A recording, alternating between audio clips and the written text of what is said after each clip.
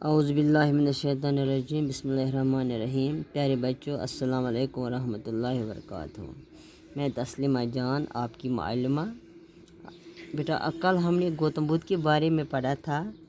آج جو دوسرا پیراگراف ہے، میں آپ کو یہ سمجھانے کی کوشش کروں گی، تو پھر مہربانی کر کے آپ اپنی کتاب نکالیے اور آپ کتاب سامنے رکھ کر میں آپ کو سمجھاؤں گی۔ اردو آپ خود پڑھیں گے۔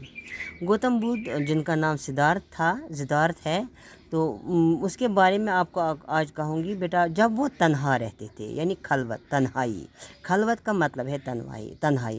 جب وہ تنہا رہتے تھے تو کیا کرتے تھے؟ وہ اکثر پریشان رہتے تھے، خدا کی یاد میں مہو رہتے تھے جب بھی وہ تنہا رہتے تھے۔ آخر کار بیٹا جب وہ تنگ آ گئے تو ایک شام کو کیا ہو گیا؟ وہ ایک عظیم الجثہ، یعنی ایک بہت بڑا انجیر کا درخت تھا، اس کے نیچے وہ بیٹھے ہوئے تھے۔ جب وہ بیٹھے ہوئے تھے تو سوچتے رہتے تھے، صرف اسی کے بارے میں سوچتے رہتے کہ یہ دنیا کیا ہے، یہ انسان کیا ہے، یہ کہاں سے آیا، یہ کیا آیا، یہ خدا کیا ہے، صرف سوچتے رہتے تھے۔ تو آخر کار جب انہوں نے یہ پوری سوچ میں پڑ گئے تھے، تو جب صبح ہو گئی تو ان کو ایک حل سا نظر آ گیا۔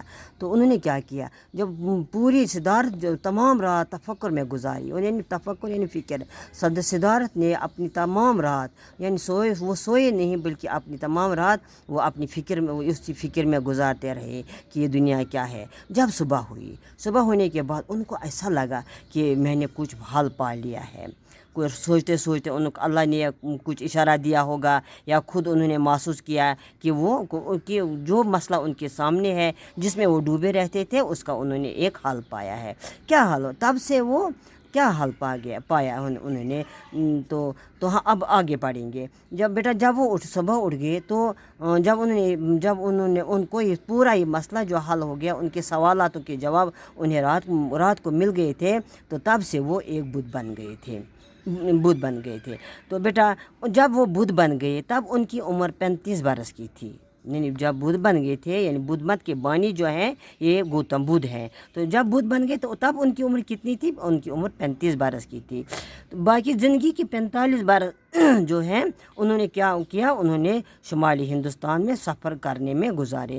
سفر کیوں کیے؟ وہ ایسے نہیں پھرتے تھے، یہاں سے وہاں شہروں کا سفر نہیں کرتے رہے۔ کیوں پھرتے رہے؟ کیونکہ وہ اپنے خیالات کا پرچار کرتے رہے۔ کن کے سامنے؟ لوگوں کے سامنے، یعنی جو کچھ ان کو سمجھ میں آتا تھا وہ سمجھاتے تھے کہ ہم کیا ہیں، ہمیں کیا کرنا چاہیے۔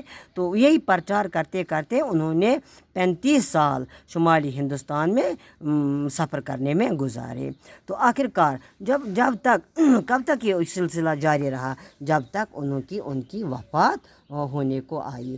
وفات ہونے تک انہوں نے اپنے پیروکار ہزاروں بنائے تھے۔ پیروکار مطلب یعنی ان کے چیلے جنہوں نے ان کا یہ لیسن یہ جو ان کو کہتے تھے، وہ اچھی باتیں اپنی باتیں بتاتے تھے، یہ پرچار کرتے تھے، وہ ہزاروں پیروکار اس کے بن گئے تھے۔ اگرچہ انہوں نے ان کو یہ باتیں سنائی تھی، تحریر یعنی لکھا تو کچھ بھی نہیں تھا، اس کی کوئی ڈائری نہیں بنی تھی، اس کی کوئی کتاب نہیں بنی تھی، البتہ جو وہ کہتے تھے ان کے پیروکار اس کو وہ یاد رکھتے تھے۔ جب ان کی وفات ہو گئی تب ان کے چیلوں نے ان کا یہ ایک حرف نسل در نسل، سینہ بہ سینہ انہوں نے دوسرے لوگوں تک منتقل کیا۔ ان کو ایک بات جو سدھارتھ نے ان سے بات کی تھی، انہوں نے ایک بات یاد رکھی، ایک حرف یاد رکھا تھا، اور انہوں نے وہ نسل در نسل منتقل کیا۔ بدھ کی بنیادی تعلیم کیا ہے؟ بدھ کی زبان میں اس کو کیا کہتے ہیں؟ 4 اعلیٰ سچائیاں، یعنی بدھوں کے الفاظ میں بدھ کی بنیادی تعلیم جو ہے وہ کیا ہے؟ 4 اعلیٰ سچائیاں، یعنی 4 نوبل ٹروتھس تو کے عنوان سے اسے سمیٹا جاتا ہے۔ وہ کیا ہوا؟ ہم آپ کہیں گے وہ کیا ہوا؟ یہ بدھوں کی زبان ہے، مثلا کہتے ہیں، انہوں نے اس کو یہاں سمجھایا ہے، اول انسانی زندگی جو ہے، یعنی زندگی اپنی جبلی حیثیت میں دکھوں کا مسکن ہے۔ یہ کہتا ہے کہ انسان کی پیدائشی زندگی، یعنی انسان جب پیدا ہوتا ہے، انسان کی پیدائشی زندگی جو ہے یہ کیا ہے؟ یہ تو کچھ بھی نہیں ہے، صرف کیا ہے؟ دکھوں کا مسکن ہے، دکھوں کا گھر ہے۔ یہ صرف دکھوں کا گھر ہے۔ دنیا جو ہے یہ کیا ہے؟ صرف دکھوں کا گھر ہے اور کچھ कुछ भी नहीं है। दोम दुखों की वजह ख्वाहिशात का होना, दुखों की वजह हमारी बहुत से इंसान के तो बहुत से ख्वाहिश होते हैं, गाड़ी हो, मोटर हो, बंगले हो, वगैरह वगैरह, लेकिन हर एक की ख्वाहिश पूरी नहीं होती है, इसलिए इंसान दुखी हो जाता है। यानी दोम दुखों की वजह ख्वाहिशात का होना। सोम ख्वाहिशात को पैदा होने से रोका जा सकता है।